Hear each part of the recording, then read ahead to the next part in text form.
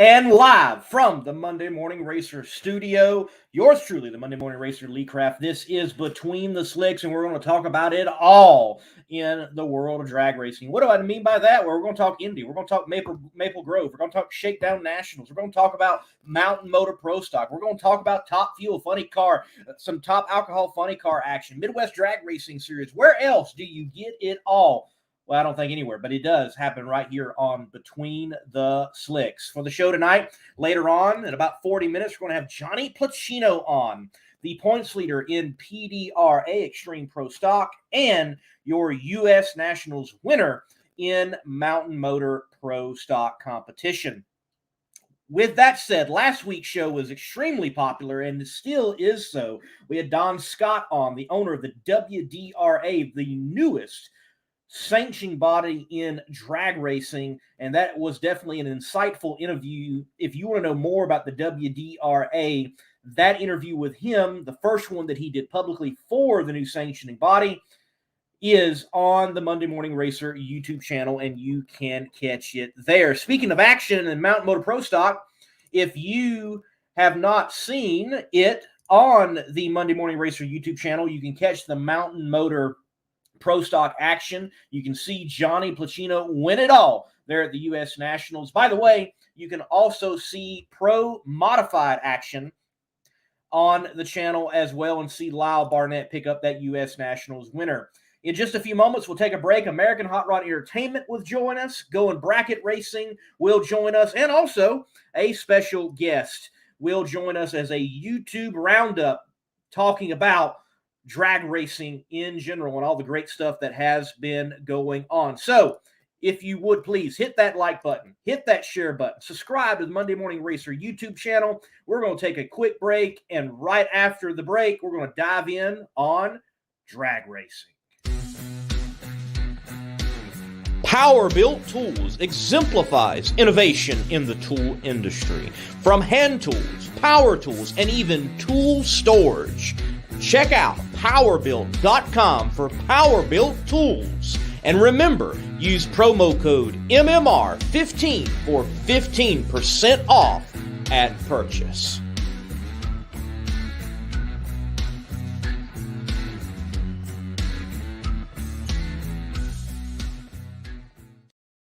All right, I'm going to bring them in one by one. My friend in the media, someone that I got to coach up every now and then, Darren Williams Jr., American Hot Rod Entertainment, styling and profiling with some artwork behind him. I like it. Yes, I sir. like it, man. Yes, sir. Very good. Daryl Gwynn, awesome. Very stellar. By the way, he had a great interview with Daryl Gwynn. You need to catch that on his channel. Good to have you along, American Hot Rod Entertainment.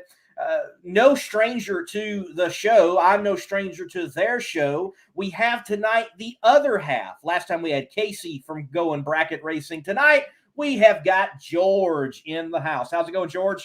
Not bad, Lee. Thanks for having me, man. Looking forward to a fun episode of Between the Slicks, man. Yes, sir. Good to have you here this time. We know where you're at. So good. So good. Yeah, hey, man, look, you got to hang on to that shirt. There's not many of them. That might be a classic before long for sure. And I reached out to him early in the week, and he was like, hey, couldn't make it. And then things changed. He's like, he can make it. So he wasn't on any of the promotional material. Sorry for that. But nonetheless, it's good to have someone that's rising in the YouTube world and doing a great job with NHRA content. Mighty Mac, Noah, good to have you on the show, man. Great to be here, man. Yeah, I wasn't planning on being here earlier this week, and then I walked into work, and it's like, oh, yeah, you got the day off. So first thing I did was call you, see if I can't get on. Well, man, look, nothing wrong with being told, hey, you have the day off and get an opportunity to talk about some more drag racing, and I'm glad you're able to do that right here on my Between the Slicks. So, Drag Racing Central, he chimes in, been waiting all year to say it's Maple Grove race weekend. Yes, we're going to get there. We're going to get there. Michael Golick says, what's up, Lee? How about Matt Smith and his twin win, I'm surprised, at Indy and what he did on the twin? And then Jacob McLeod, he chimes in, hey, guys, if you need a tour guide at the Indianapolis Motor Speedway Museum, let me hook you up with my buddy Jacob, and he can definitely clue you in on what is going on in the world of Indianapolis Motor Speedway, and in particular, the museum. And Alan, well, that was last week, but we'll talk a little bit about WDRA, I'm sure. But that was definitely last week. Catch that later on after the show from last week's episode about the World Drag Racing Alliance. So, gentlemen, wow. The U.S. Nationals that we wrapped up with 2 weeks ago, what a spectacular drag race it was. Things such as Anderson getting his 100th win, Ron Capps, after years of frustration, beyond Dale Earnhardt levels, honestly, wins it. We have the quickest top fuel field in history. Can we argue that we might have experienced in our lifetimes the top Indy overall historically?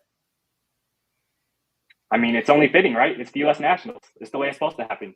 You talk about Greg Anderson getting 100 wins at the U.S. Nationals on the grandest stage of them all. No better place to do it. Quickest field in top field history. And I want to give a shout out to Will Smith. He's been on the show before. Coming out with that great paint scheme, that great Larry Dixon paint scheme going back to 1995. Larry Dixon's rookie year. If you remember that year, Larry Dixon won the U.S. Nationals that year. Bob Vanderger's parachute fell out of half track. He was on his way to win. His parachute fell out of half track, and Larry Dixon was able to go around for the win. But it's a great paint scheme. Like I said, quickest field in top field history. Ron Capps, 25 years of frustration, 25 years of trying. Got my good old Mike Joy going right there. Finally gets done at the U.S. Nationals. We had the Jags All-Stars, the Hemi Shootout, the Pep Boys All-Star top field call-up. I mean, no better way to do it. It's Indy. It's the way it's supposed to happen. Yeah, I gotta piggyback off that, man, and say Ron Capps with the double up reminded me of old John Force when he done it. And I remember the interview like no other. Noah, when you get a chance, man, if you can somehow remake the America Beautiful and the only way a truck driver wins 50 grand in a day, from the Big Bud shootout of the old school U.S. Nationals. Yeah, I remember those type of days. Definitely felt like the U.S. Nationals of old with that. And I did love the call-out feature, too. That was very, very entertaining. Definitely. I mean, yeah, I mean, you can't really top it. It has to be one of the greatest U.S. Nationals of all time. Just like the fact that Indy was back to its whole traditional stance with the 5 qualifying. It was everything that you could have asked for out of that event was there, and it was absolutely fantastic. I called Greg Anderson winning it back from before the haulers even unloaded. I was just reading into it. The fact that he was going after the 100th win, going after his first win of the season, final race for the countdown, 170th final round, just everything just lined up to where it was supposed to happen, and it did happen, and you couldn't have been happier for that guy. And then how about, I mean, just Ron and Antron, both of them going out there with their own team, both of them getting it done. You saw how excited it was that Ron got, and then you see Antron in the media center, and he was honestly more emotional about representing the NHRA in drag racing and racing as a whole in front of the Senate than he was actually winning the race itself. So you just couldn't deny just how incredible that entire week was, and every single winner. You couldn't have honestly just about asked for anything better than that. And also top fuel, fastest field in history, Brittany shattering the track record on both ends. It was an amazing week to be a part of.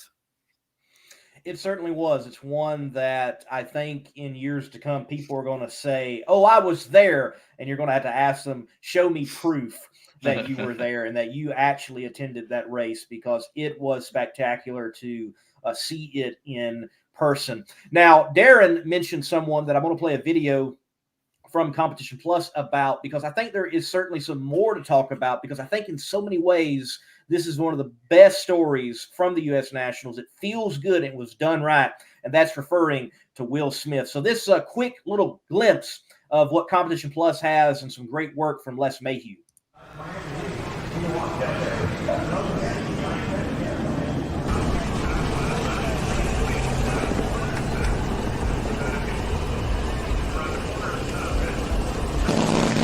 Goes back to just seeing my name on the entry list. That's when I felt like, hey, I made it.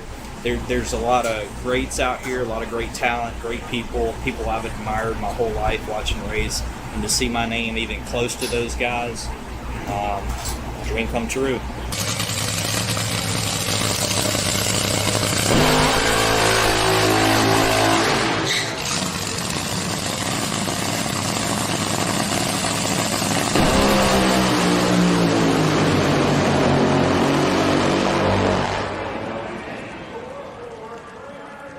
It's almost indescribable. Like I said, it's what you dream about. Like, I couldn't have painted this picture any better.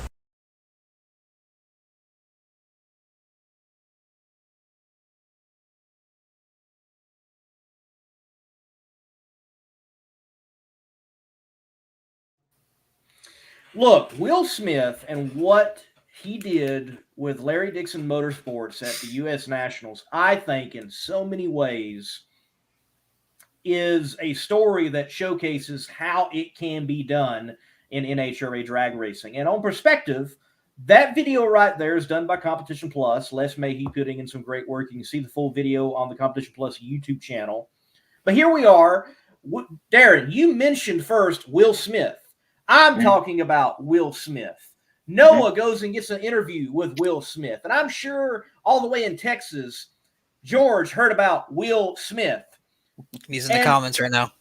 And he's been on the show, and he's been on the show many times, and I appreciate that. Yeah, look, congrats, Will, and good job. And I think did it right. And we're talking about Will Smith, and we're not talking about Dan Mercier, who's a cool dude, by the way, but made the U.S. Nationals. Nobody called that.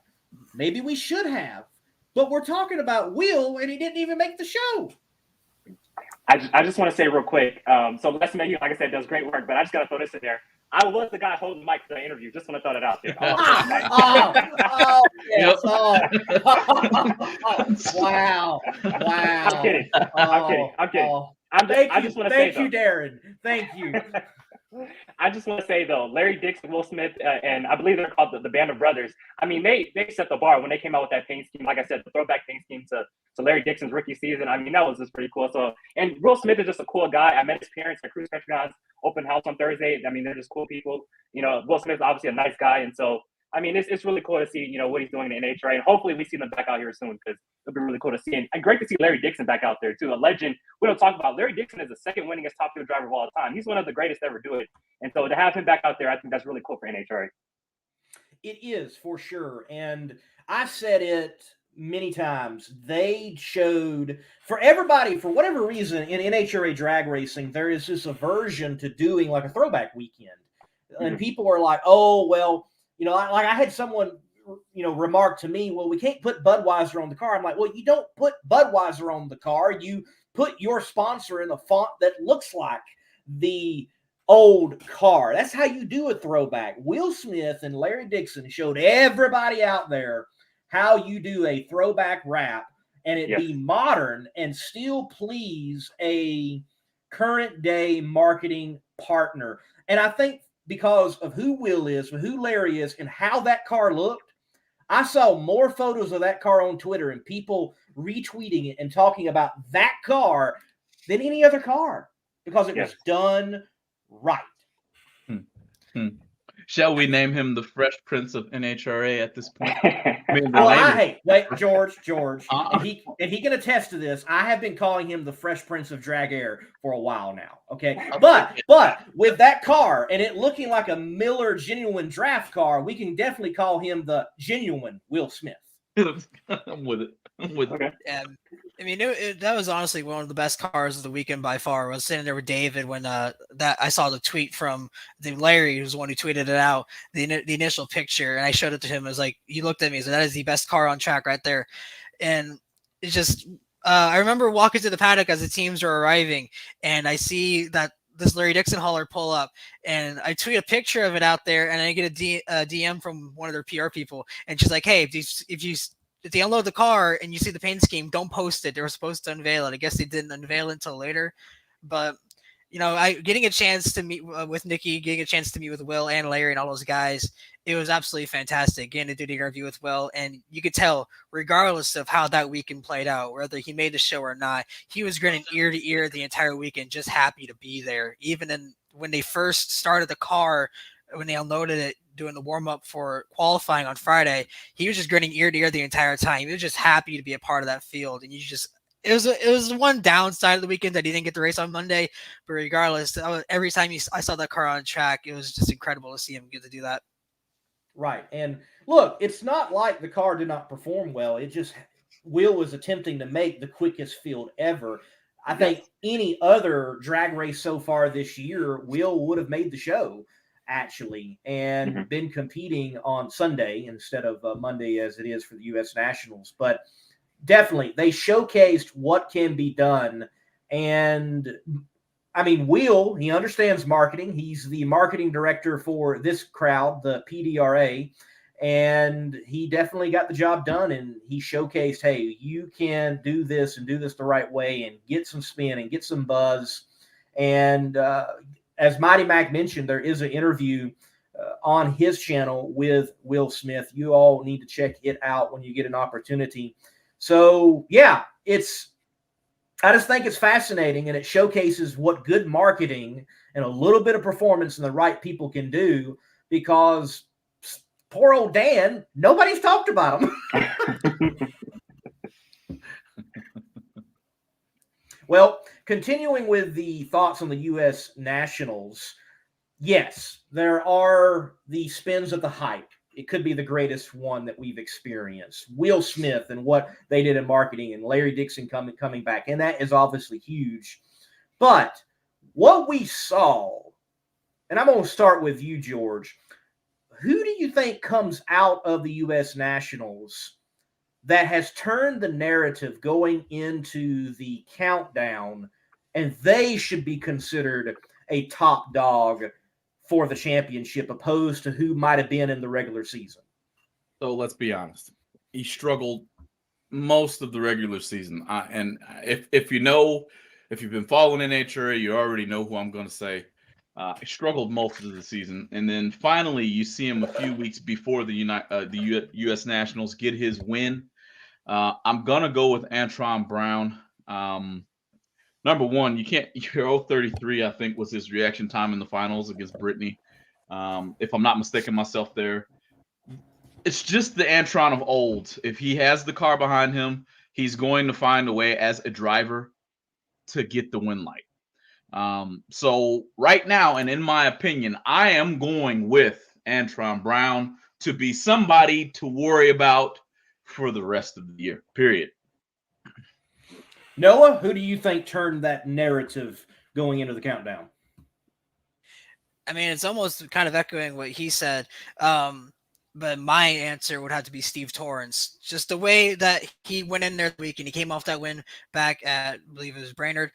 He goes in there with a full head of steam, goes out there and wins the shootout. You could see the absolute emotion. He was fired up, and I was surprised that he went out early at the U.S. Nationals. I considered him a semifinalist or was going to be in the finals, but sadly it didn't go out that way. The way I see Steve Torrance is that is not a guy you want to give momentum. That is not a guy you want to give that swagger that he has, because you can see all the videos that are posted. I think Ron Capps or somebody also posted a video from him at the top end when he first climbed out of that car, was just screaming at the top of his lungs how they're back, how he's tired of hearing these comments and people saying, when are you going to get that win? When are you going to finally get back into victory lane? What is going on with your season? He was fired up throughout the entire weekend. So the fact that he lost early in the U.S. Nationals doesn't really concern me that much, because obviously they're still there. They showed all weekend in the past month or so that they're still there and they can still win these races. So going into Maple Grove, I still see Steve Torrance as a really potential threat to take it, but I'm also keeping my eye on Justin Ashley, because I know, talking in the media center after Friday's night qualifying, that he is looking at Maple Grove as the place where they can hit that 8th mile 300 challenge. So obviously, he wants to win it for Phillips Connected, his own sponsor, but I still see Justin Ashley as well. It could also be a big threat. All right, now wait. We'll talk about that 308 mile a little later. So just wait. We're going to get there. We're going to get there. And look, Darren can attest to this. George can attest to this. Many of the people in the comment section can attest to this. I have been saying all year, if Steve Torrance shows up and runs the table in the countdown, do not be shocked. I think this year is a statement year that they're going to use the countdown to their advantage instead of just outright showing they have the greatest performance throughout the whole year. I think this is a statement year. Darren, your thoughts of someone cracking through on that countdown and coming out the other side as a contender? All right, so I kind of want to make 2 points. So first off, just going back on Antron Brown, it's always great for the NHRA when Antron's doing well. You know, like I said, 4th U.S. Nationals, winning 2 in Pro Stock Motorcycle, 2 in Top Fuel, has 2 wins on the season. Great to see Antron, having that performance again like we've seen of old. For me, I'm going to go with Greg Anderson. And the reason I'm going to go with Greg Anderson, Erica Anderson has dominated for most of the season. 6 wins so far. She's been the class of the field so far here in 2022. Greg Anderson did not have the car in the beginning of the year, but we've seen him the past 2 races going into Seattle, Sonoma, Seattle, Topeka. Greg Anderson is starting to come around. Then he wins this U.S. Nationals, which was the biggest monkey on his back. He's finally got that monkey off his back. Like, it's like going into countdown, he has no worries at all going into countdown. He's playing house money going into the countdown to the championship. I feel like all the pressure now is on Erica Ender. She came into this year saying, no more nice Erica. We're trying to, get some revenge back from last year. We're putting all the pressure on ourselves to get this championship this year. I feel like Greg Anderson, the biggest thing for him was getting win number 100. Well, that's out of the way now. I think Greg Anderson is playing with house money, has nothing to lose going into the countdown. I believe Greg Anderson is now the championship favorite in pro stock going down into the countdown to the championship. Now, in Top Fuel Eliminator, I think this is Brittany Force's championship to lose. And the reason why I say that is you look at the countdown, look at the air temperature and the tracks that we're going to, Charlotte, St. Louis, Vegas, Pomona, where you can lay down numbers. This is playing into David Grubnick and Max Savage's hands. And I feel like it's time to see now if Brittany can take advantage of that. We'll see. I feel like Brittany Force is playing with house money now, going into the countdown to the championship. And like I said, we'll see if she can take advantage of it. All right, great takes, guys. Love the conversation there. One thing for everybody here, and I think, for me, I've got to throw in and add in Ron Capps. I feel like Ron Capps has been left out of that conversation of like the top three at times, and people have tried to make it a Hagen and Height matter, or then it became Height and Tasca, and yet Capps was always kind of there. And him sweeping, carrying out a U.S. Nationals Wally and a Pep Boys trophy with $180,000 to boot, I think that's a statement of the defending champ is no chump, and you definitely need to keep an outlook for him in the countdown. But there's one class we didn't talk about because I think nobody showcased that they're any way, shape, form, or fashion a change in contenders, and that's pro stock motorcycle. It definitely seems like it's going to be like a Matt Smith, Joey Gladstone. Can Steve jump up? Can Karen jump up? Can Angel jump up? But it looks like it is Matt right now, and everybody is chasing him. I do want to take a question from the comment section. Drag Racing Central, he asks this: do you guys think Mike Salinas peaked too early this season? So very quickly, let's take this. I'm going to take it first, and we're going to get the drag news. I do not think he peaked too early. I think Mike Salinas is still definitely a viable candidate for this championship. Remember, they're doing something that no one expected them to do, period. So whatever they get done, it's still above the watermark of what was expected. Noah, you. I mean, that's basically how you put it. I mean, I was also a guy I was surprised to see go out a little bit early, but again, with the fact that he was also focused on everything else going on with his daughter racing in one of the lower brackets, Jasmine was racing down there. Obviously, he was preoccupied. He has a lot of hats and a lot of different classes that he's trying to, and obviously with Jasmine, I wouldn't say too much of a distraction, but I remember saying in the media center, and I think it was her steering arm broke while she was in the staging lane. That she got out of that car, and she was hot. Just started tearing stuff off and walking back to the pits. So I don't think it was as much of a distraction, but I definitely don't think that he's peaked. I think that he's still there. I think he's still a threat for this championship, and if Brittany or anybody slips up, he could still very much be there by the end of the season. Yep. Go ahead, George. Okay, cool. You see this little thing back here behind me? This little practice tree? This is why Mike Salinas didn't peak too early, because that man can leave the starting line. He's got the car under him. He gets the whole shot. That's why you see it, like Darren said, it's a great year for Brittany to win it, but she could lose it all right there at the starting line. Because if you look at her average reaction time, it's not near an Antron Brown, Ashley, or Mike Salinas for that matter. So did he peak too early? I think it would be in everybody's best interest that drives a top fuel dragster to make sure you remember that man will cut a very, very low reaction time on you and then run the number to boot without going deep in the beams. Okay, so there's a lot to say about that question, and I'm sorry. I think you're playing it to his hand if you think he peaked too early. So shout out to Alan Boykin in the chat. I'm all hyped up on Nitro, man. I'm sorry. I'm gonna slow it down. I'm hyped up on Nitro right now, so I'm gonna slow down. I'm gonna slow down, But I don't think he peaked early. Going off what Lee said, they've already exceeded expectations coming into this year, and we've seen in past years especially in the nitro ranks. We see a team start off the year hot and they kind of tail off towards the end of the season. And, I think that's just what happened to Mike Salinas. But I feel like him, they'll pick it up once we get back into the countdown. I feel like, he's a top 3 car going into this countdown to the championship. All right. Good takes, guys. Well, very quickly, we're going to break for drag news, and I'm going to update folks on what's happening in the world of drag racing very quickly. Then we'll chat on Maple Grove coming up.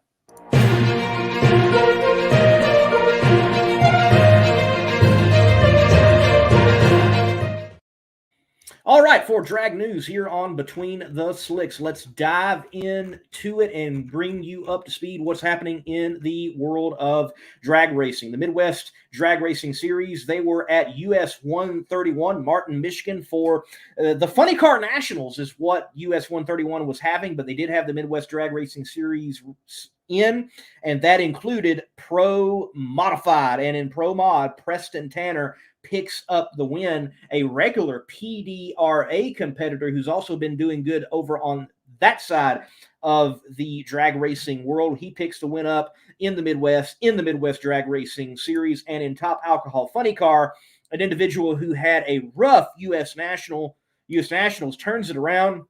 Chris Marshall, as you see pictured here, wins in Top Alcohol Funny Car. This weekend, the Shakedown Nationals are going on at Virginia Motorsports Park. You can catch it on flowracing.com, but it is a door slammer, door car-centric event where some of the biggest, baddest door cars are going to show up in the Mid-Atlantic region and throw down for big money and high stakes there at Virginia Motorsports Park. You can see it all on flowracing.com, the Shakedown Nationals, and it's a 20th anniversary. Congratulations to them. Doug Coletta, who we are shocked has not been performing as expected, will have CMR Construction, CMR Roofing on the car this weekend. And the last time they were on the car, they did pretty good. Maybe we'll see that turn around. We're going to talk about this in just a few moments, but Travis Shoemake, he picked up that sponsorship from Sheets. We mentioned that last week on Between the Slicks, but he has definitely been doing a good job activating that sponsorship.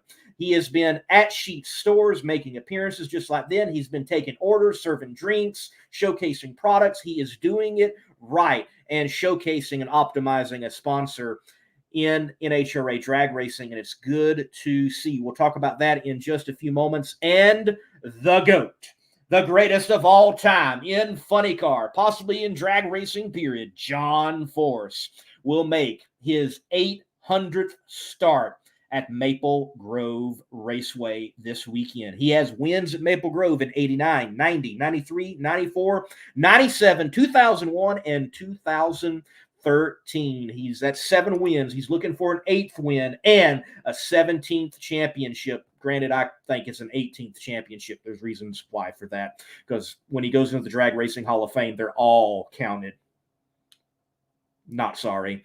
But he starts his 800th race this weekend at Maple Grove. We'll get the panel back on right after this quick break and talk about that very thing, the Grove, here in just a few moments. If you own a beautiful modern muscle car like this 1320 Challenger, I'm sure you don't want it stolen. Because the Challenger and many other modern vehicles have an easily accessible neutral release strap. That was your coin holder in your central console, and beneath that there's this red cord that someone can pop, put it into neutral, and potentially easily steal your car. But at Destroyer1320.com, they have the TDS, Theft Deterrent System, which is a cover over that strap using factory mounting points so that you don't get popped by a thief. So make sure to go to Destroyer1320.com using promo code MMR for 15% off and get your Theft Deterrent System TDS and steal the thieves' hope. Well, gentlemen, the GOAT making his 800th start. And, I mean, that's not every start he's ever made in a funny car, if you think about it. That's just NHRA. And, wow, 800 starts. Darren, John Force fanboy. What do you think about your man having 800 starts in the NHRA? The longevity of John the Brute Force. You go back, you talk about 17 championships. You talk about that one he won in 1985 when he won it in the final round in Spokane, Washington. That was either the AHRA, it was the AHRA or the ADRA. ADRA, right? ADRA. AHRA. AHRA, yeah, because the ADRA and AHRA, two different, different story. But yeah, 17 world championships for the Brute, John Force, and like I said, won that championship in the final round at the final race of the season. I mean, that's where the clutchness gene of John Force came from. But I got to call you out on something real quick, Lee. So you mentioned all the races that's happening this week. We forgot to mention the Nitro Nationals in Tulsa, Oklahoma, the NHRA Hot Rod Heritage Series, penultimate race of their season, second to last race of the year. They're going for championships. They'll be racing this weekend, Friday and Saturday night. Tune in. It's going to be a lot of fun. Awesome. Stellar. Yes, I know. I just talked to Tim Cullinan earlier today, the Irish Car Bomb, and they're going to have the dragster in competition in Tulsa. Mm-hmm. And, by the way, he's entered for Funny Car Chaos at the Texas Motorplex for the finals in the Irish Car Bomb Funny Car. So I hope those guys in Tulsa have a good showing. I hope they have a lot more front-engine dragsters this time as well, and that works out for them. But they're going to have a good time. About 14 on the property this weekend. Awesome. Good. 14. Yeah. Well, I'm expecting good things from American Hot Rod Entertainment on that as well. Guys, we have seen John Force all of our lives in NHRA drag racing as a winner, and he's still a winner today. He can still jump up and get it done. 800 starts. George, what is it about John Force that makes him still a dynamo within the sport and can still go out there and get it and win? And we're talking about 800. It like you said, he's the LeBron James of our sport, NHRA. Gosh. And I did that. I was sitting here brewing. You knew I was. I just was waiting for my moment to throw that out there, okay? The LeBron James of the NHRA.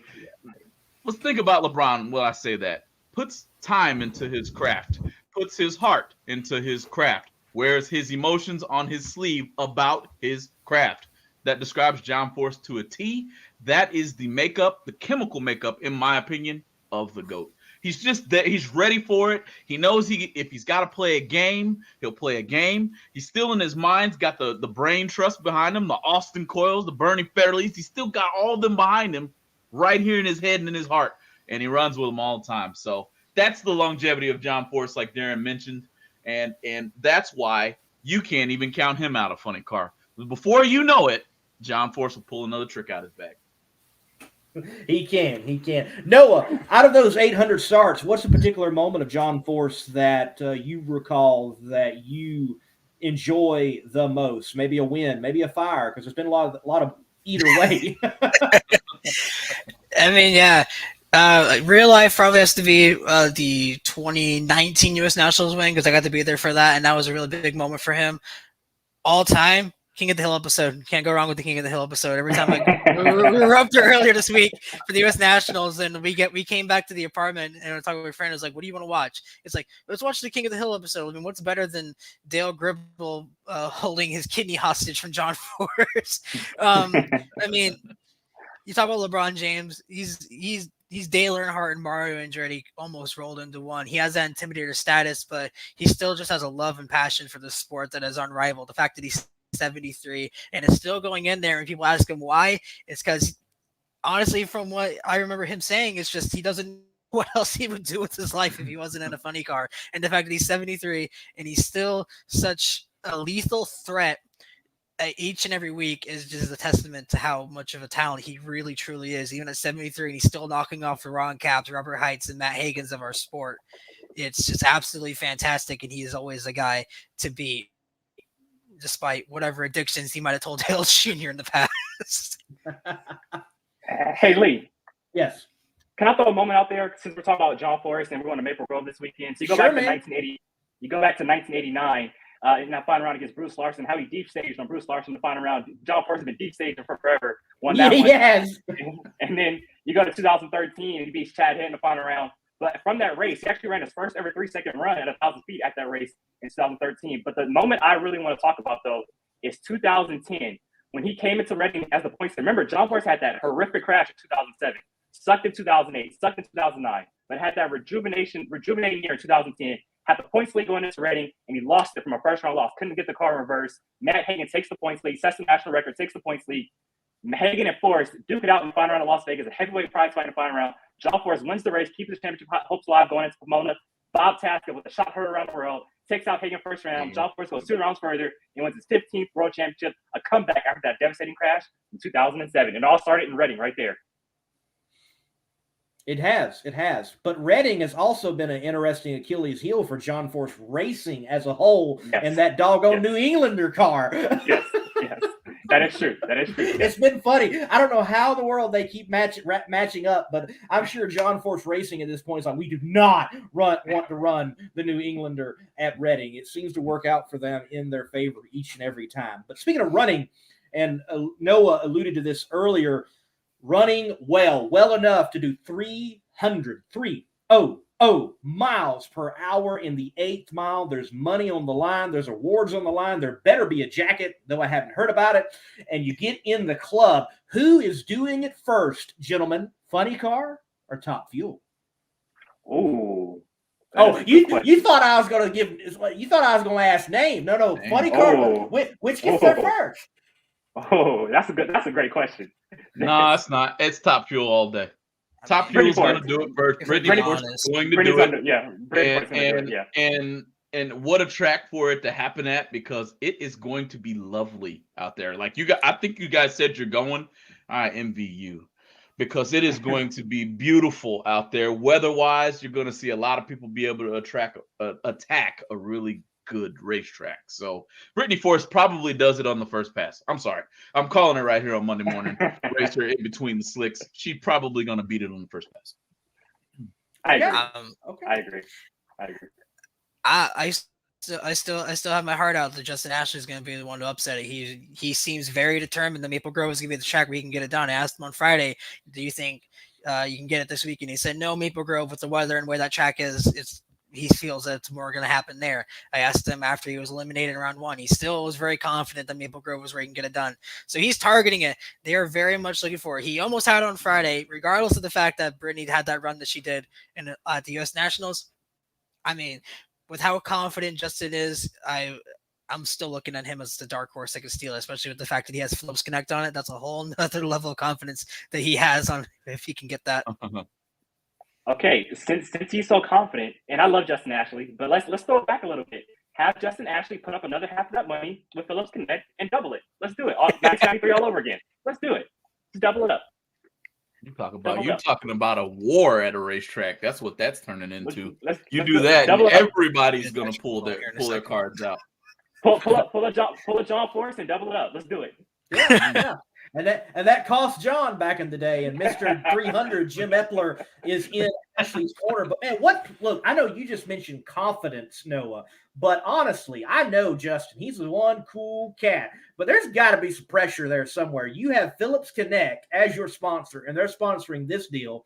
And you got the guy who went 300 miles per hour first ever in a funny car, Jim Epler, in your corner that worked out that deal and this club deal as well. And I got to echo what Mike Ashley said Tuesday night on the Competition Plus Power Hour. It doesn't matter who at the end goes the fastest in the 8th mile. It is whoever is first to 300. And interestingly enough, it may be a situation where it falls before Brittany even ever has a shot to take the track. That's a good take. Yep. That's a great take. That's a great take, because Brittany's going to be in the back half of qualifying in the first place. We all know that. So that's a great take. I have no rebuttal for that. The only thing that I'll hold as a really good ace in the hat is David Grubnick. The man he's a mad scientist. Austin Coyle reincarnate would be good for me when I think of David Grubnick. He's got that type of a aura about him when it comes to turning the wrenches on that race car. And but like you just said there, it's tough because she's going to be probably the last pair down the racetrack. Right. So, gentlemen, before we bring in Johnny Pluchino, U.S. Nationals winner in Mountain Motor Pro Stock for 2022, he's in the green room. Erica Enders remarked in a media Zoom call with media personalities and NHRA drivers earlier this week that she would like to see that every professional category is at every countdown race, because that was not going to be the case with Pro Stock Motorcycle and Pro Stock until Maple Grove was added. Obviously, thank you to the Koretsky's buying the track. They've done a lot of great updates. Wish I could see it myself this weekend. I got other plans. We'll talk about that later, but they've been doing a great job. But Pro Stock was added. Pro Stock Motorcycle will not be at Charlotte, if I remember correctly, looking at the schedule. Do you think every professional category should be at every countdown race for the championship? Darren. I'm going to go yes. And the reason why I say that is because with the Pro Stock Motorcycle, so originally coming into this year, it was Pro Stock and Pro Stock Motorcycle, only 5 races in the countdown. I just think we're already pushing a little slim with only 6 races in the countdown to go for a championship. I feel like 5 is not enough races. If you have a bad race, that only gives you 4 races to make up, and that's not a lot of time. And I just think, and just for the overall, I think if you want to, brand Pro Stock Motorcycle and Pro Stock up there with Nitro ranks, I think you have to give them respect of having just as many races as the Nitro classes. But just in terms of the championship, I feel like you have 1 or 2 bad races. I mean, with only a 5-race countdown, there's not enough time to kind of make that up. I feel like 6 is the perfect number for each class. Yep, you better do something correct when it comes to Pro Stock Motorcycle, all the classes of the NHRA. They have sponsors. Okay, they need their time to get their sponsors out in front. Countdown is going to be watched by everyone who follows NHRA. This is the playoffs of the NHRA. Okay, so everybody's going to be glued to the TV. Either it's going to be live or it's going to be on everybody's DVR, and then Facebook, YouTube, Twitter, whatever you want to call it, every social media platform will blow up NHRA wise because it's the countdown. So, in my opinion, every single race that is a countdown race should have every single class that is representative of the NHRA. Number 1, it keeps their sponsors happy, which number 2 keeps money flowing into our sport, NHRA drag racing. So you got to get everybody on. Everybody who runs for a championship runs every countdown race, in my opinion. I mean, yeah, obviously in a perfect world, we can have that's the scenario you want, is where every countdown race you go to in these final races that you have all 4 classes there. Obviously, like I was there for the U.S. Nationals, we sat up there in the grandstands and top funny card finish. And then I was so upset with this. I know it's something that always happens. The mass exodus of the grandstands. Once that final funny card pair goes down, everybody starts leaving. And it just made me so upset because, in my honest to God opinion, from start round 1 to the finish of finals, Pro Stock or Pro Stock Motorcycle stole the show. They had such good races across the board. Pro Stock Motorcycle, you saw in the final, Karen Stouffer had it about half track, had to let out, and then Matt Smith stole it from her. Greg Anderson wins on a red light. There's so much that went on there that I feel that they deserve more respect. I love those 2 classes. It's amazing getting to watch them because you buy the tickets to go watch cars go 300 miles an hour, but the close, exciting racing that Pro Stock and Pro Stock Motorcycle has is what really glues it all together. So for me, I would love to see them give them respect. I'd love to see them have more races. Obviously, with having 5 or 6 races in the countdown, it's like that whole NASCAR playoff system where if you have one bad run, if Angela holds the clutch in just a little bit late, that's her entire season over right then and there. So they need more races so that way they still have a chance to fight for the championship, because if you're going to take their points away, then you need to give them a shot so they can fight back.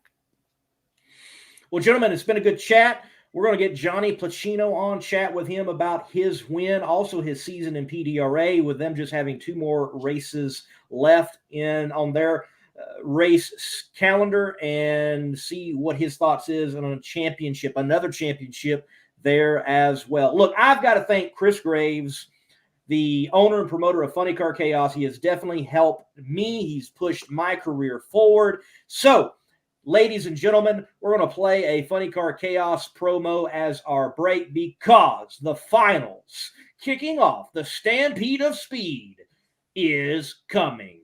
Chaos. They eat, sleep, and breathe horsepower. They battle from strip to strip in a quest for the finish line, chasing the ultimate satisfaction, the glory of becoming a champion.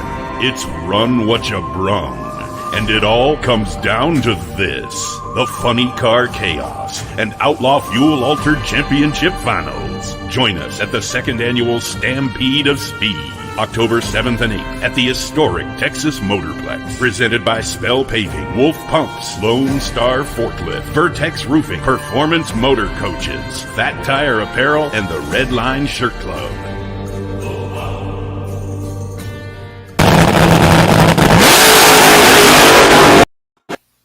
All right, Johnny Pluchino, U.S. Nationals. What, nobody else is clapping. What's going on? Can we not just give the man some love here? I mean, come on. Yeah, thank you. Yes, winner of the U.S. Nationals. Congratulations, man.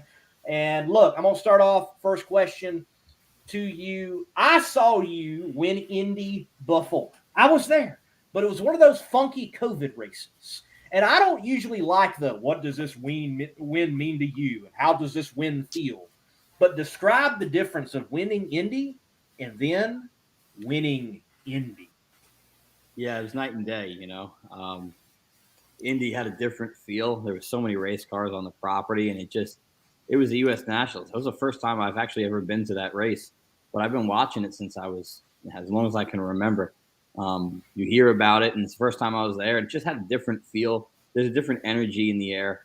It's really indescribable, and I celebrated pretty hard when I won. I'll tell you that much. Well, man, you're definitely getting it done for sure, and getting it done on the biggest stage with Mountain Motor Pro Stock. I do got to ask, though, I don't want to be a Debbie Downer in any situation, especially in you winning the biggest race that there is, period. But I just feel like still Mountain Motor Pro Stock just does not get the respect it deserves. Like, for example, no one else has talked to you on any of these shows. And I'm like, well, we got to give Johnny some love, for goodness sakes, and have him on. You were actually on the first Between the Slicks ever. But I'm like, we got to talk to this dude.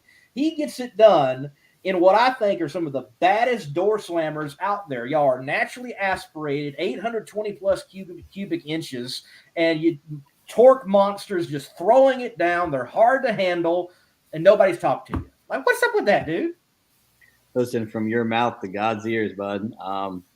I'll tell you, they are the funnest race cars in the world to drive.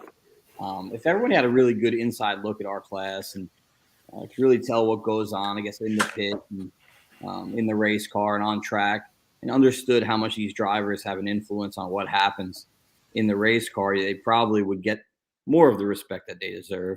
But I think it's coming. I think we're building something back up right now. I think Mountain Motor Pro Stock for years in the 90s and the early to mid 2000s really had a lot of respect. And when the NHRA went away and kind of found ourselves at the ADRL and moved back to the PDRA, there was some growing pains. We lost some cars, and it's hard with 6, 7, 8 cars to put on the greatest show, right? So we've been building it back up. We're getting younger names in the sport, and the racing is just it's excellent. I mean, you're talking about cars within a hundredth, obviously, just like the pro stock cars going side by side there at Indy. And these things got the front end up. They got them up for 100 feet, not 50 feet like the 500-inch cars. You still got to be on your shifts. You still got to drive. You still got to drive them, and they'll shake, they'll rattle, they'll move, they'll dart left or right, and they're just a blast, man. Johnny, first off, congratulations on the win. It was pretty cool. I remember seeing you riding around the scooter around the pits at Indy. I thought that was pretty cool, seeing you just roll around the pits on that scooter. But I just want to ask you this. You think about, all the legends who have won at Indy. You think of Don Perdome, Don Garlitz, Ron Capps. Ron Capps always talking about the legends of winning at Indy. For you, who doesn't race in the NHRA all the time, was growing up as a kid, was racing at Indy and winning Indy ever a goal for you? And once you did win it, did it feel even extra special once you actually went in the winner's circle? Man, racing in the NHRA at some point in qualifying an event was a goal, right? So I guess I started my goals there, and I never even thought about running Indy. As my racing career kind of developed, we were on the not NHRA side of things because we were focusing on Mountain Motor Pro Stock. So there was a little bit of IHRA in the beginning when we started, my dad and I. And then we moved to the ADRL and the PDRA 8th Mile Series. So when NHRA kind of opened its doors to us and wanted us to come to some events, I guess I didn't think about it at first. But when I saw that date on the schedule, I circled that one and I said, I want that race. There's only going to be one Mountain Motor Pro Stock Indy U.S. Nationals winner for the first time, and that's me. Awesome. Congratulations, man. Thank you. I appreciate that. And then just kind of, you talk about, you circle that date. That's a race that you really want to win. When you cross the line and you realize that you were the guy to get it done, what was going through your head as you were going to the shutdown area and then having to let it sink in that you are now a U.S. Nationals winner? Oh, I lost it. I totally lost it, man. I mean, there's an camera video floating around somewhere. I lost it in the car. I was driving no hands for a few, about 200 miles an hour. I was pumping my fists. I was screaming. And then you make the turn and everyone's standing there with the cameras and Amanda Busic's there. She's going to interview you. And Ned from NHRA is there and he's going to hand you your trophy. It's just, you get out of the car and it just, it doesn't really all hit you at once, but it kind of like, wow, I just won Indy, and what was really special is when your crew comes down and you all work so hard. And, a lot of guys on my crew, I'm the youngest guy on my crew. Everyone's, 50s, 60s years old. And they've been watching it since they were born and they never even been to Indy and they just wanted to go to Indy just to experience the race. So here we are, all of us go out there, a bunch of guys who have to be at work the next day because we're regular working guys. And we won Indy, and we take that tow back from the top end, the guys in the golf cart, me in the car, and the fan reception was, it was awesome. The fans were just, I don't know if they loved the side-by-side racing of Mountain Motor. I don't know what they loved, but they gave us such a cheer and holler when we were running by. It was special. The whole thing just, it was a memory that I'm definitely going to remember for a long time. These guys are Ford people, Johnny. That's the house that Bob built. They're Ford people, and a Ford won again. That's why. That's why. Okay, so with all that we've talked about, congrats again. You won it.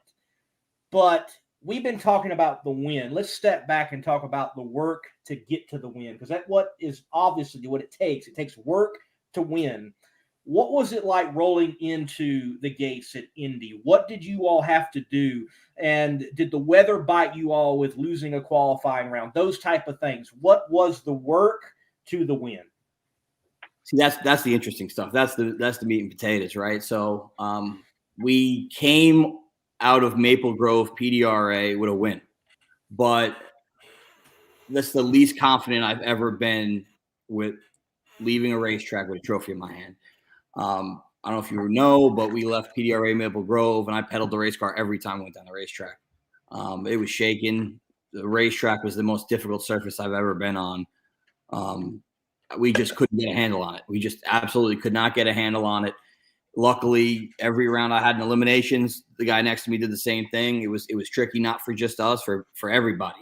And we went out there, got that done, and we came into Indy, and I was concerned.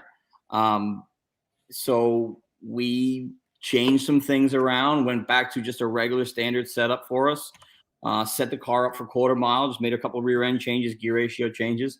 And we went out there first round and it shook first qualifier. Didn't shake to where I had to abort the run, but it shook and moved over to the center line. And I had to drive it more than I wanted to. And we were, I think, 500s off the pole that round. And I said, okay, we got down there. We're at least that should keep us in the show for the weekend. From there, we tried to fix it and we made some changes and it got better. And then from Q2 to Q3, we made some changes and we got better. And what I liked through qualifying was every move we made was in the right direction. And I saw progress there. And we were just working on it and we were happy with that. Now come race day, Dad and I got together and we made a little bit of a change to the car. And race day, we picked up a little bit because we were probably 300-400 off where we needed to be in qualifying, where I felt we should have been. So we went out there, we made a couple changes for race day, and we were starting from the 5-hole, so we weren't up front. We didn't have lane choice first round against the 4 qualifier, and we had a tough road. We had Tommy Lee We had John DeFlorian and Tony Gilligan. I mean, those were really tough racers with really good equipment, and each race could have went either way.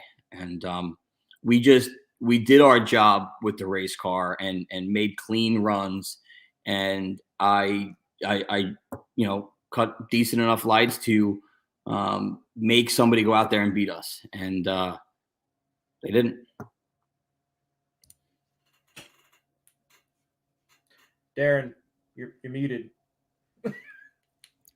I think on competition plus power, you have to drink after doing that, take a shower doing that. So my bad. But you mentioned Tony Gilligan. Obviously, you guys are number 1 and 2 in the PR points standings right now in Extreme Pro Stock. Just going into it, and for me, how much difference goes into putting the car, because you guys are 8th mile PDRA. What goes into setting up the car for 8th mile trim and then setting up the car for quarter mile trim? Or is there any difference, or how much work goes into that? Yeah, we run a slightly more aggressive rear end ratio. Then we have to, once we put the rear end gear in, then we have to change our transmission ratios around.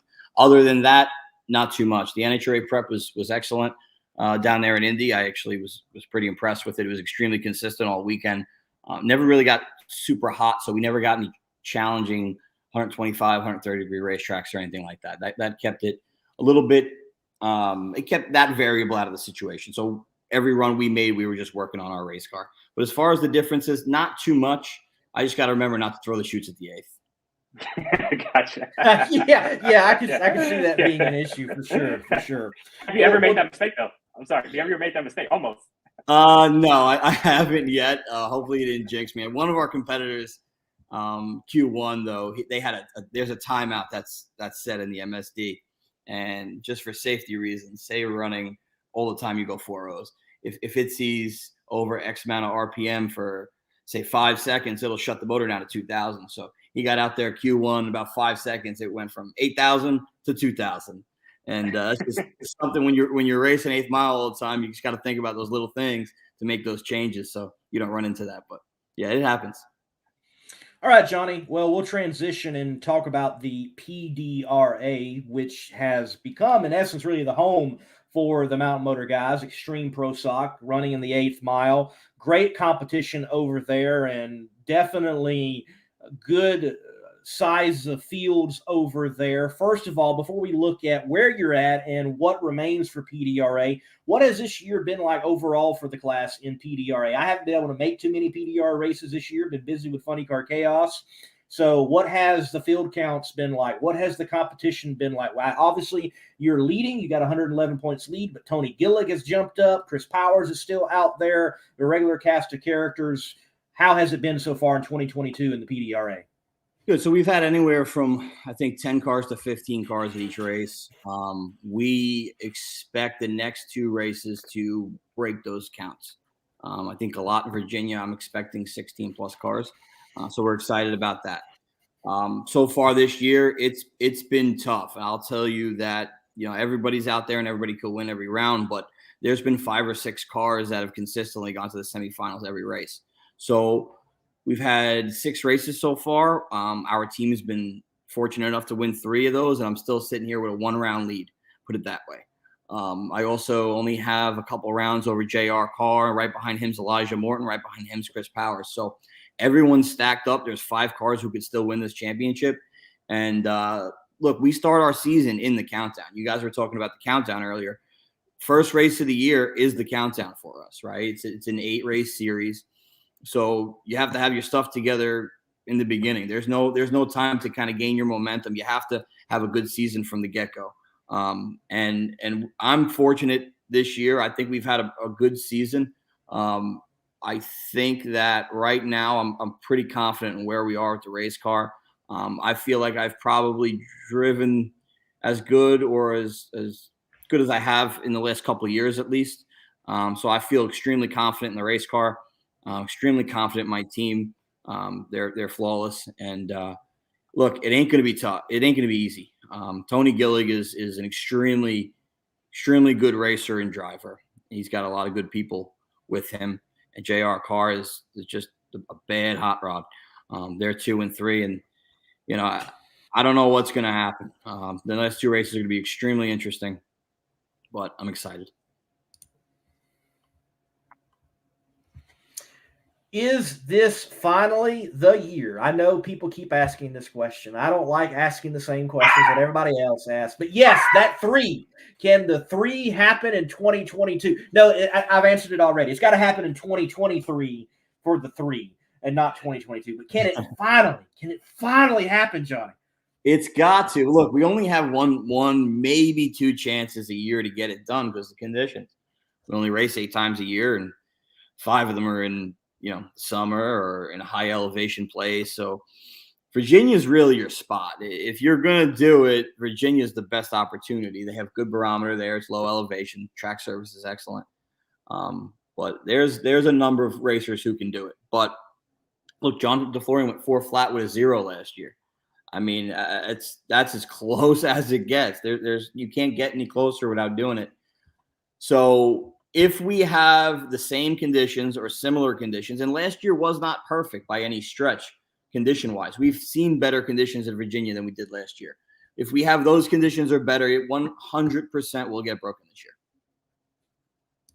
Yes, sir. I was there for that 4,000, and that is the most disappointed I think I've ever seen everybody over a record run. They're like, I was not disappointed. I was just fine with him not breaking it. I was okay. I love John. Nothing against John, but that trophy would look really good in a few spots here,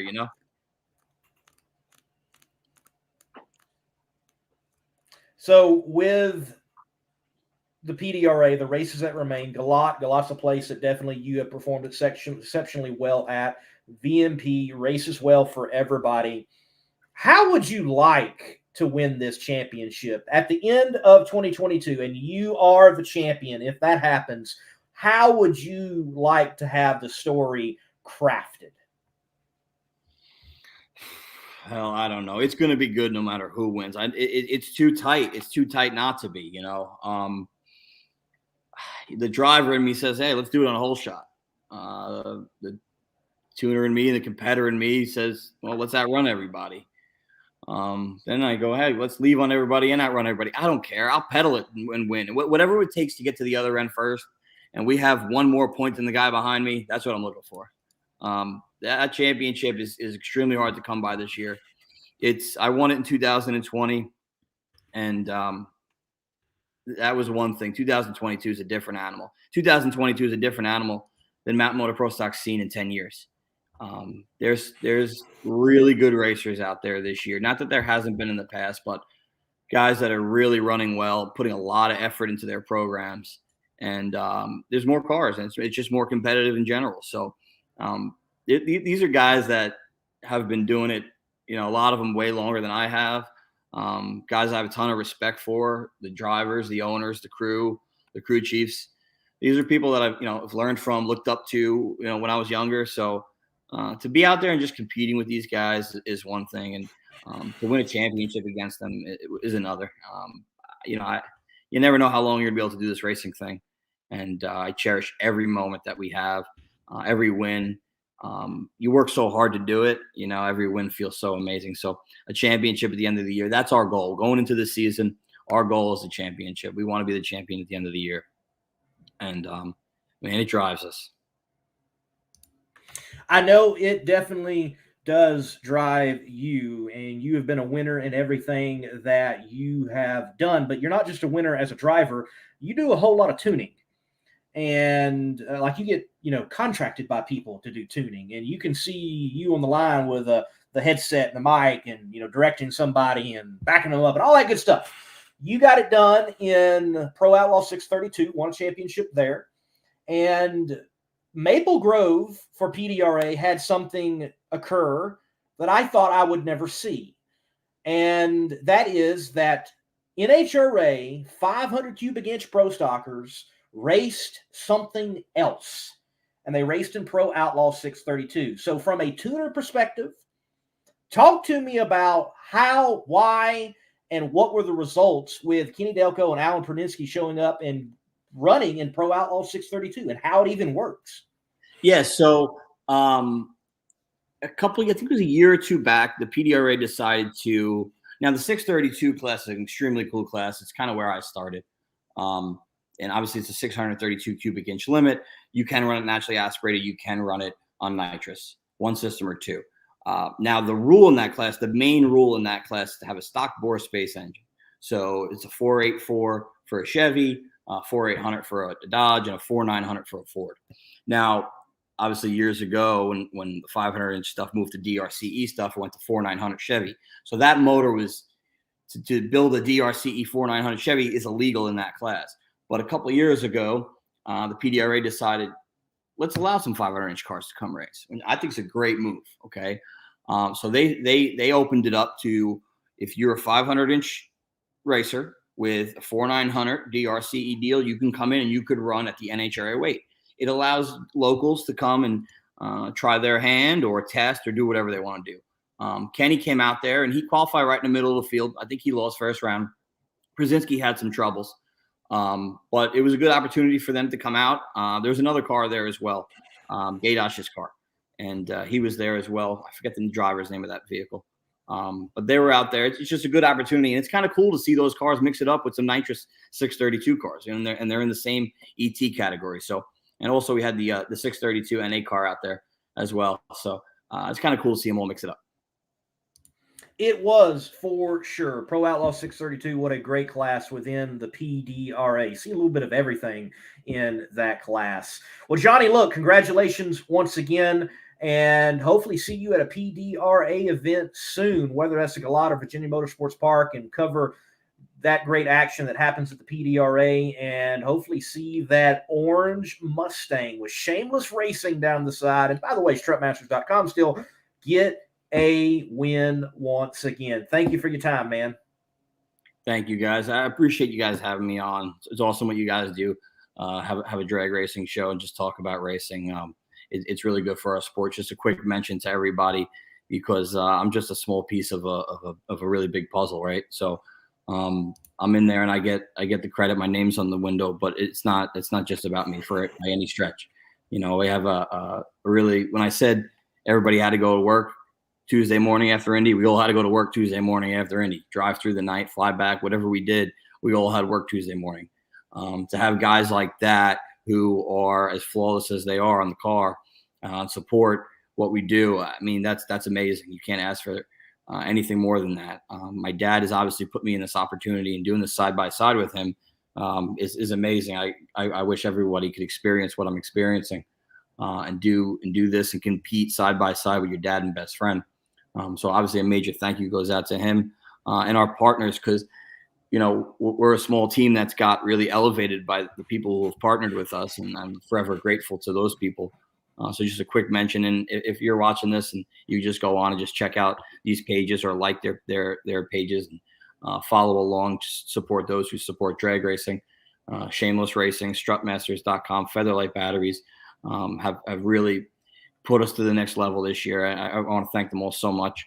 Obviously, everybody, the usual cast that's on our car, John Kazi Racing Engines and Ram Clutches, and everybody that helps us. Every piece, we all win this thing together. And Indy was a major accomplishment, not just for me, but for my dad, my crew, and everybody who's a piece of our car. So thank you to everybody. Thank you guys for having me on. Thank you, Johnny. I still want to see you and your dad line up. That's all. Oh. Thank you, man. We'll see you at the track. Guys. Thanks, guys. U.S. Nationals winner in Mountain Motor Pro Stock and current points leader in the PDRA. Well, gentlemen, we're going to take it to 9:39, and then we'll end the show there. Still plenty more to talk about in the world of drag racing, and I'm already being accosted that we haven't talked about anything but NHRA. Granted, we've mentioned Midwest Drag Racing Series, PDRA, NHRA, Heritage Series, Midwest Drag Racing Series, and even Shakedown Nationals, which is a one-off event that is door slammer centric. Maybe not at length, but nonetheless, they have been mentioned. The WDRA, World Drag Racing Alliance, that has been formed, and I think the quintessential interview, the first interview, was right here on this show last week with Don Scott, the owner.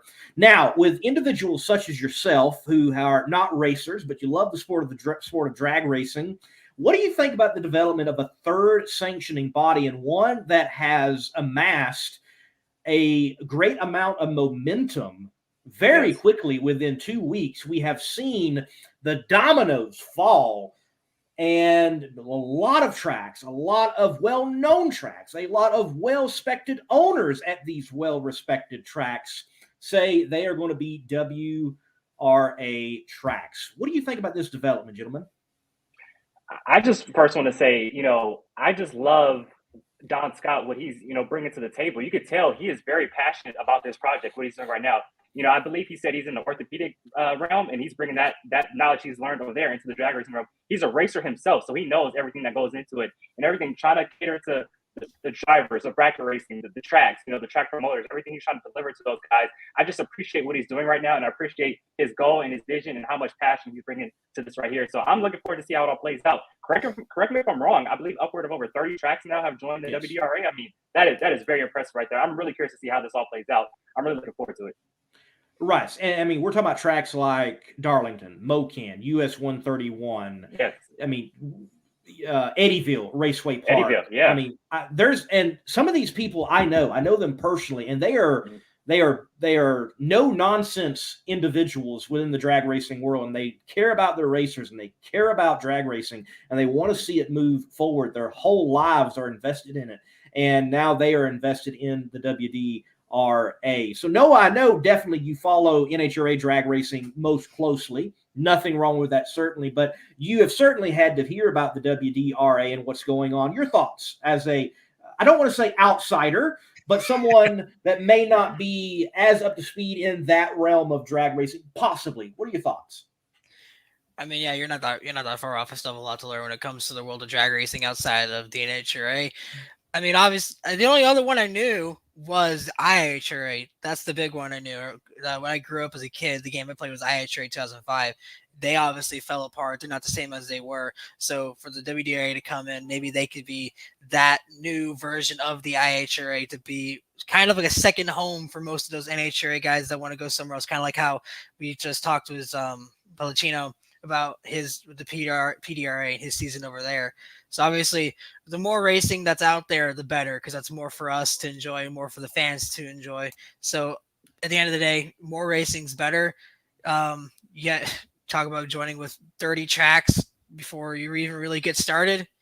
That's a huge deal. That is a massive deal for them. So obviously, they're going to have a lot on their hands to get that first season going. But if they can keep this momentum, sky's the limit for them. If they can learn from the mistakes that series like the IHRA and others have made in the past that causes them to fall, and they can learn from that and go past that, then God only knows what those guys can be able to do in the coming years.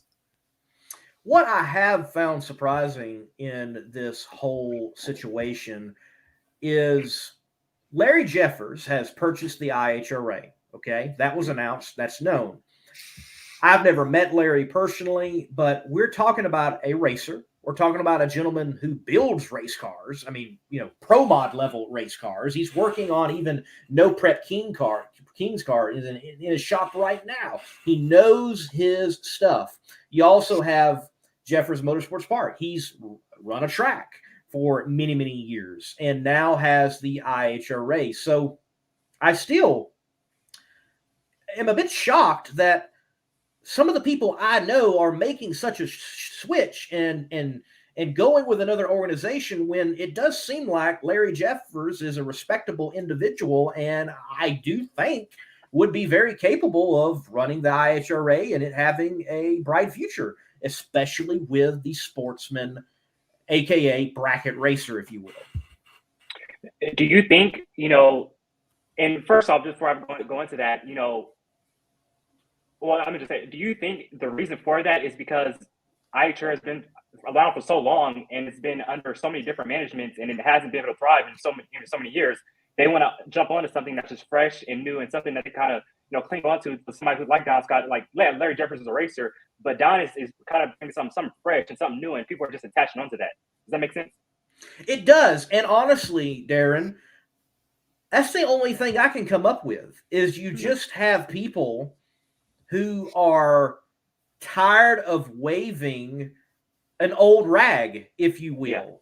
Yeah. And I don't want to say that the IHRA is an old rag. I think in the future, it's going to be a great sanctioning body. I think Larry can do that, but I think there are some people, many obviously, 30 tracks already, who are like, we just want to try something different in the drag racing world that we're in. Yeah, for sure. I mean, yeah, I think that's the only real explanation you have. Like when I made a tweet right before the U.S. National, I was like, I want to do a video about what caused the rise and fall of IHRA, what caused them, and because Competition Plus made a tweet about a story that they were writing, and I tweeted them about that, and they said basically the same thing. It's just owners, just you have a track record and it follows you, and they had their peak with Clear Channel. They were right alongside with Monster Jam on their growth. They were obviously both going along at the same pace, but they felt that Monster Jam was where they wanted to stay. That was obviously what was working for them, and it just caused that sanctioning body in that series to fall. And you try it enough times, and if it doesn't work out, you might as well go try something else and see if that works better. You would love to see IHRA come back, but I mean, if the WDRA is there and they can show that they have what it takes to grow, then why keep bothering with the same one-trick pony if it just doesn't work? Right, and I was going to make this point. Drag Racing Central does say it here. All WDRA tracks are all former IHRA tracks. Not one NHRA track has transferred thus far. So I do think, because we heard the announcement that IHRA was sold, and people see an opportunity to go and create and do their own thing. Cool, great. And I love some of Don's ideas. Don definitely seems to be a passionate individual and an individual with good ideas. He's got a good group of people around him like Scott Gardner and others leading the WDRA. But I think it's definitely going to be a bombshell moment when the first NHRA track has had its contract come up and they're like, we're going to actually be WDRA. That is the moment. That would be a bombshell. I'm pretty sure it's going to be coming soon, and I'm wondering what the outpour is going to be when that actually happens too.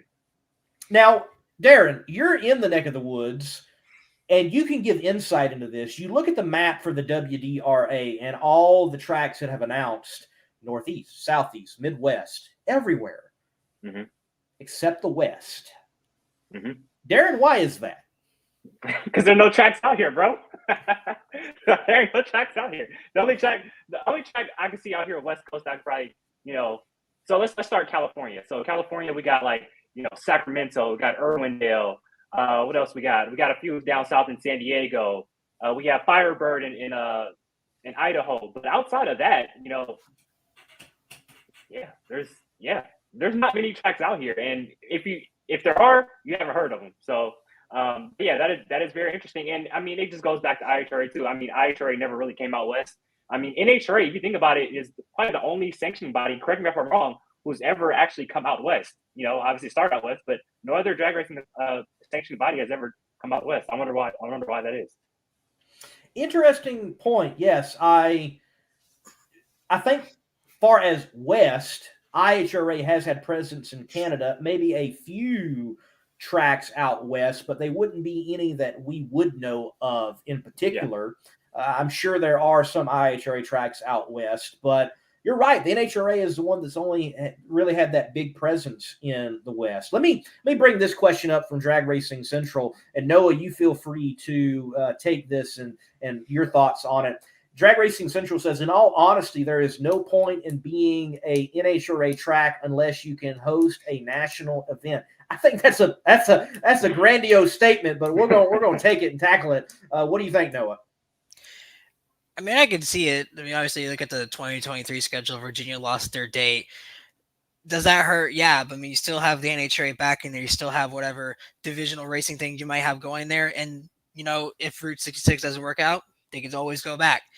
And you talk about IHRA not going out west. I think that's just kind of like a thing that a lot of racing series in general have had a hard time with. I think the only boost with the NHRA was they started out west. That was their home, so that made it work for them. But you look at NASCAR, they took a while to really start making that westward expansion. Same thing happened with IndyCar. It took them a minute to get to Long Beach and Fontana. So it's really hard getting over the Rockies. And that was just what kind of the boost that, NHRA had is they started at Pomona. That was their home. So I think it just kind of goes out with that.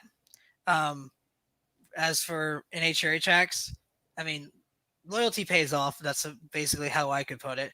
If you're going to stay with the NHRA, as long as nothing stupid happens, I don't see why you would bother leaving if you have the NHRA in your corner. Well, with your point of out west and some of those other series, is the skip in it all is the loss of Ontario Motor Speedway and Riverside. NASCAR had a great presence out there with Riverside, Ontario, IndyCar as well. Ontario was a part of the Triple Crown for IndyCar at one point, and then that great, fabulous facility is bulldozed and is now shopping centers and chicken fast food places and In-N-Out burgers and Toyota arenas, and that's all great in its own right, but I would still love it to be a speedway. Before you take it, Darren, DRC, I have to wildly disagree that the only point that honestly there is no point in being a NHRA track unless you can host a national event. I completely disagree with you, and I think that is a fundamental understanding of what a sanctioning body does, and that is being so focused and centrally focused on the professional categories, you're missing out on the point of drag racing overall. It's far greater at its sportsman side than it is, in fact, its professional side. The sportsmen's really make up the core and the root and the backbone of the sport. And a sanctioning body, the purpose of it is this. It's these things. Honestly, it goes back to the core of why the NHRA was formed. It was for safety. Let's give a format of rules and to make things safe. That was what it was about. Sanctioning bodies provide critical elements that tracks don't have to worry about. And what are those type of things? A set of rules, and a set of rules that insurance companies can agree upon, and you can be insured. Honestly, that's some of the biggest elements of a sanctioning body right there. And Lee, you took the words right out of my mouth. That was the point I was going to make. You take a look at it. NHRA was always, for the past 70 years, it's always been about safety, and giving people a place to race. And that's what these smaller tracks have done for people for many generations and many ages to come. And it's also, I think it's just cool how you can show up to an NHRA track and win a Wally. You may not be able to go to a Denver or Bristol or a U.S. Nationals or Pomona, but you can go to a Tucson or a Boise or Irwindale and show up and win a Wally. I think that's pretty cool. And you just take a look at it too, and I know this is a totally different situation, but you take a look at grassroots tracks and grassroots racetracks. North Wilkesboro in NASCAR. They haven't been there since 1996, and people are flocking to go to that race. That's the grassroots of NASCAR, and then the same thing with these NHRA tracks. They're the grassroots of drag racing, and people go there to show up and race, have fun. So yeah, I believe I disagree with DRC, but DRC, I love you, bro. I love you, man. Well, look, it is cool. You don't have. There are Wallies. There are events that go out beyond a national event. And there's so many different classes. Like, look, I don't have them to show anymore, but like V-Stock Automatic at Indy. And I know nobody is there on like Wednesday or Thursday, but there are some cool classes racing. Where else are you going to see a Fox Body Mustang versus a Chevrolet Capri, basically, and it's a taxi? It's awesome. Bro, I've seen some sleds from the West Coast, bro, at Boise. I've seen some sleds at Boise. Darren, be careful about sleds from you, okay? Do you have any sled fans on the show? Like in the I'm pretty sure you do. Hey, you know what? In fact, I do. So like Evan, with the Salemi gang, like Melanie Salemi and all those. Yes, he actually does compete on sleds at Lancaster Dragway, New York International Raceway Park, because oftentimes up north, the sleds are within the motorcycle categories and they compete against each other. And it's impressive what some of those sleds do. I'll be honest with you, man. Snow or not. Yeah. And just to be clear, like, I respect any type of class, any type of racer. So, no hate for me here on the show. He's got disclaim. I got disclaim. Dave W. isn't here. I got to let everybody know that I appreciate all classes. I am not a crook. No, I just don't appreciate the ones who try to tear down the channel. But everybody else, I respect. There's not the ones who try to, yeah, that's all. But change the subject. Let's move on. Cool. We'll move on. We'll move on for sure. Well, look, gentlemen, we're getting toward the end. Any final thoughts anywhere from the world of drag racing? Noah, you got any? I mean, other than the fact that reading the comments, I have a lot to learn. But yeah, no, I mean, the only really thoughts I have is looking back from the U.S. Nationals is just I talked to David about this as soon as like throughout the weekend, as soon as it was over. The NHRA has got to be like one of the best sports out there in terms of accessibility. Not even just from a fan's perspective, the fact that you get a ticket and you can walk right up to the pits. I remember after Friday night qualifying, we were leaving the track after filming the video over an hour after qualifying was over, and there's still people down in the pits standing up alongside those cars. The team's already gone by then, but they were still out there wanting to see their favorite cars. But even from the fact of the media center, the fact that they invited me and David out there and getting to talk to not only Lee but also Darren, and then all the people in there, getting to meet Elon, who was the PR representative for a lot of teams, getting to meet Nikki and Allie. Brian Loans was a fantastic person to get to talk to. Tony Pedregon was amazing to get to talk to. Just everybody in the media center was so nice and kind and welcoming to us, and it honestly blew me away because I talked to David and his experiences in other media centers and how he's had struggles in the past. But getting to walk in there and they were just so open to me and David and all my friends being there, it was absolutely mind blowing, and it was just awesome to be a part of. Only other thing is, it's also talked to Brian about this on U.S. Nationals weekend. Yeah, the Pep Boys All-Star call out. If there's ever a thing we're talking about, funny car and top fuel, bring back the Winston shootout. That was something he put in my ear. 100% agree with. I would love to see a top fuel and the funny car go head to head at some point next year to see how close they are now compared to where they were then. Yes, we need that again. Yes, totally agree.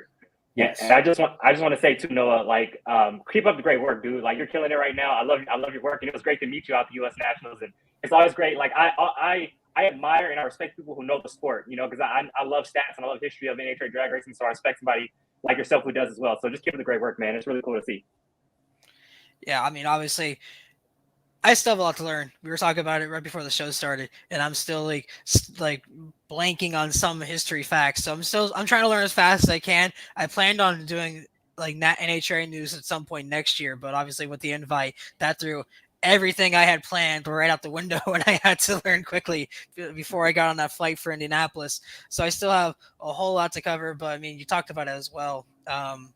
Having the sportsman category, I was there on Wednesday and Thursday, just walking around a sportsman. And if you follow me on Twitter and you follow me out the weekend, I was posting pictures of wagons all weekend. Just every single wagon I found on the property is spamming pictures, wagon gang. That's I fell in love with those cars. Getting to talk to somebody running a Ford Pinto at the U.S. Nationals who drove out from Washington, that was fantastic. And then I brought David out there, and we did the exact same thing. When he first got there on Thursday, we walked a sportsman paddock. He's like, "Why are we walking a sportsman paddock?" Like, just because we can. I mean, look how many cars are here from the stage lanes all the way up to the top end. There were cars like all the way back, and he was walking up there, and he didn't have any idea what to go in there. And he was kind of like, "Why are we doing this?" And then we're getting halfway through. He's somebody running a Ford Probe, and he lost his mind and runs up to this guy who's running a Ford Probe at the Nationals and talk to him.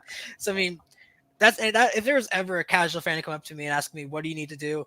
It would be watch Pro Stock, both Pro Stock and Pro Stock Motorcycle, but also go watch Sportsman, because there are so many cool cars that are in that class and just so many unique classes. And it's honestly the biggest hidden gem of any national event weekend. It certainly is. I completely agree. There are, like, look, Top Dragster is no joke. Okay. Mm-hmm. The alcohol classes are no joke. It fascinates me that people leave for alcohol. Now, I get it. You want to see a teardown. You want to see a rebuild. But, I don't know why people do it all the time. I mean, my goodness. It's like you have these great cars and great competitors coming up and racing. Stay in the stands and watch them. And look, I hear it all the time. Everybody's like, "Oh, Pro Mod, need to bring more Pro Mod." I'm like, well, they don't stay for Pro Mod either. Like, come on, bro. Yeah. I mean, it's just like, come on, and I do think overall in drag racing right now, we have actually a problem with the casual drag racing fan.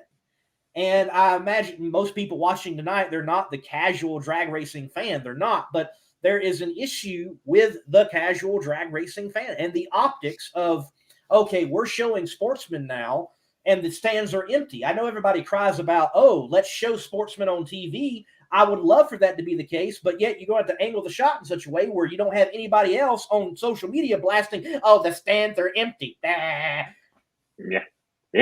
definitely right. I mean, that's the thing too. Is like the U.S. Nationals turnout with like that weekend, just every day was fantastic, especially on Friday night. Just how packed those grandstands were, and even on Saturday. You know what I mean? Then you look at where they at for sportsmen, and they are just empty. It's sad to watch because obviously they missed out on a lot. If you're not watching sportsmen, and also the club pointed out too, Hemi Shootout. What an amazing class! Psycho Kuda. That on like Psycho Kuda. If you did not see Psycho Kuda at least once, he got knocked down round one because of a red light, which I thought was a shame because that is, my opinion, the most beautiful car that was on the property all weekend long. I loved seeing that car. I got a chance to interview him. And it's just such, and the fact that the car is hand painted too was the thing that blew us away. Is that car is mesmerizing to look at, and I think if you didn't see that car run at least once, then you missed out on something fantastic. Yes, completely. Again, a lot of beautiful cars out there. Well, guys, look, Wesley Darter, he's connected with the War Wagon Group. He's like, Noah, come to Stampede of Speed and watch Scott Palmer's Nitro Sideshow. Matter of fact, I hope to see you all there. I mean, I will be there, Wesley. And he's like, we'll have War Wagon, Bad Mood Rising, and High Heaven there. Yes, the Monday night of Stampede of Speed is going to be another stellar night. Tuesday night is Pro Mods. Wednesday is Champions Dinner, along with the early part of the day, pro testing, not nitro, the rest of the pros testing along with alcohol. Then Thursday, there's that meet and greet down at the park in Waxahachie with all the drivers, and then we roll right in to the Fall Nationals, and Monday testing for Nitro. So there you go, guys. Wesley's inviting you out. I expect to see you both at the Stampede of Speed now. Oh, thanks for putting me on the spot. I appreciate it. I mean, send me the date for next year. I might plan that out. I have I already have a list of races planned out for what I want to cover next year. I might have to add that on there. I'd love to go visit Texas, especially with the fact I'm trying to go to Buc-ee's for a while. That'd be the perfect excuse to go. There you go. Yeah, Buc-ee's is worth the trip. It is an experience, and the Stampede of Speed is spectacular. I know Darren got a little bit of a taste of it last year, and it was certainly a good deal. Oh man, Stampede of Speed. That was probably my favorite race last year. That was amazing. I love that. Even though I just went for the national event, just everything that went into it, amazing. The lights on the starting line, Al Tucci and Wes Buck in the booth for Friday night qualifying. The explosions. Me and Lee didn't leave the track till like 1 a.m. on Friday night because everybody was blown up and so many delays. Like, it was the great racing we saw on Sunday. Greg Anderson. And remember, extra money for qualifying. Extra money. Yes, exactly. Yeah, you're right. For top mile per hour on Friday night. Yeah, you're gonna ride the bull. Like, and then Brittany Force, like, ending the show 363 at 335 miles an hour. Like, that was crazy. Yes, Stampede of Speed was lit, and it's going to be lit again this year for sure. Well, gentlemen, look, final remarks. Noah, where can people find you, follow you on the social media interwebs out there? So Twitter, I go by Mighty Mac 03, so just MIGHTY MACK 03. I do that for both Twitter and Instagram, but I'm honestly more active on Twitter. I sometimes post stories on Instagram and a whole lot, and then obviously on YouTube, I go by this whole mirror crap confused the hell out of me. Just Mighty Mac on YouTube. Just Mighty Mac. Again, people also find me easier by just searching Mighty Mac 03 because there's a bunch of channels. Just look for the one with the MM and the user profile. Just find me on YouTube and Twitter. You can also find links for it all the way over there on the YouTube for both Twitter and Instagram. Currently working on the next video, so I want that out by either the end of next week or the week after. Script's done. I'm having it. I guess someone proofread it, and then it'll be out soon. Hoping it's a good one. Okay. Where are you going with it? What are we talking about? Talk about some lawsuits. If you looked at my Twitter, I posted a picture of a certain car with a logo on it, and if you can put two and two together, you'll know exactly what it is. Okay. But it's definitely doing some legal issues. Yeah. Okay, cool. Some dirt bags and lawyers on Mighty Mac's channel, or to some extent. The question: I'm not going to say anything. Did they have to cover it up in Indy? Did they have to cover it up in Indy? The logo. Did it? Or am I going the wrong direction? It depends what because I think it was Gainesville was when it was about to happen. Okay. I know what Darren's talking about. Darren, we're trying to have a very positive show here, and things are moving forward and progressing. Okay. I mean, they had a lot of announcements at Indy, but I didn't read anything about Indy cover up at Indy, but I did read that. Okay, I'm going the wrong direction. I'm going the wrong direction. Okay. Yeah. Okay. I'm gonna shut up. Okay. But hey, it is you'll see not shortly. It is certainly not a wrong direction to swing by and follow Darren. Where can we do that, Mr. Williams? Dang, bro, I haven't been on social media in a long time. Where can you find me at? Instagram, American Hot Rod ENT. It's been a long time. I've been on summer break, so it's been a long time. American Hot Rod ENT on Instagram. American Hot Rod Entertainment on Facebook. Does it look like I have a summer break? Hey, everybody, we are back, okay? This Sunday, 6:00 p.m. Pacific time, 9:00 Eastern time, right after the national event in Reading. Come over to American Hot Rod Entertainment on YouTube and Facebook. The Inside the NHRA, the live post-race show is back. Lee, are you free this Sunday? I'm putting you on the spot. Are you free this Sunday? I think I should. I think I will be. Okay, because for the first time, we're supposed to do this at U.S. Nationals, but working with Cop Plus, everything kind of, the schedule kind of gets jumbled up. We'll be streaming live for the first time ever on Monday Morning Racers Facebook channel. So joining us on American Hot Rod Entertainment on YouTube, Facebook, and Monday Morning Racers Facebook channel for the return. We're back inside the NHRA, the one and only NHRA live same-day post-race show on American Hot Rod Entertainment from Reading. Race number 1 of 6 of the Countdown to the Championship. We're back. We're going to break it all down. Cool. Well, Noah, Darren, great show tonight. Thank you, George, for also jumping on and being a part of it. Thank you to Johnny Pluchino. To each and every one of you that came and watched, thank you. Hit the like button for me. Hit the share button as well and subscribe to Monday Morning Racer, also Mighty Mac and American Hot Rod Entertainment. Guys, thank you and have a great night. Thank you, man. 10, 9, 10. Wrong videos. We will try that again. Okay. I'm going to close it the right way. God bless and keep the pedal to the metal. Hero Soap Company is a veteran-owned establishment that produces all-natural, essential oils-infused soap that is sold with a portion of the proceeds supporting other veteran groups. Hero Soap Company. Heroes supporting heroes. Be a hero yourself and buy a bar and let freedom clean.